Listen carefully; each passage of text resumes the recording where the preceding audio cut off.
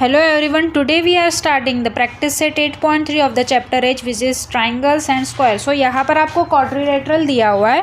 So the first question is quadrilateral. Observe the quadrilateral x y z w and answer the following question. So the first question, which side is opposite to side x y. अब ये हो गई आपकी side x y, तो उसकी opposite side जो है वो है w z. So हम यहाँ पर लिख देंगे the side opposite to side x y is side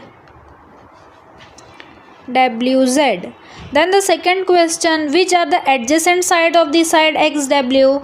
अब adjacent side का meaning होता है उसके जो बाजू में side है. अब ये हो गया आपका XW, so इसकी जो adjacent side है वो है आपकी XY and WZ. तो हम यहाँ पर लिख देंगे adjacent side of side XW are side XY and side WZ.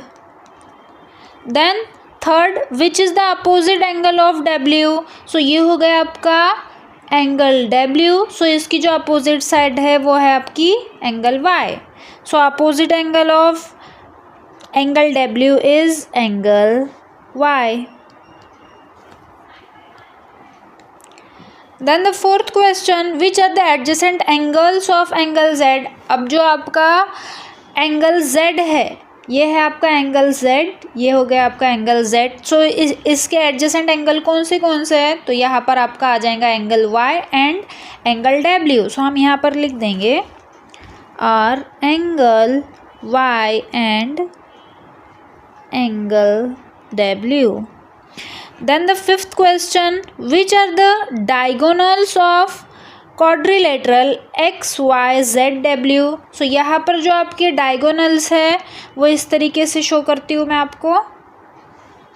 सो ये हो गया आपका diagonal Y W and another diagonal X Z. So यहाँ पर आंसर आ जाएगा the diagonals of quadrilateral X Y Z W are diagonal XZ and diagonal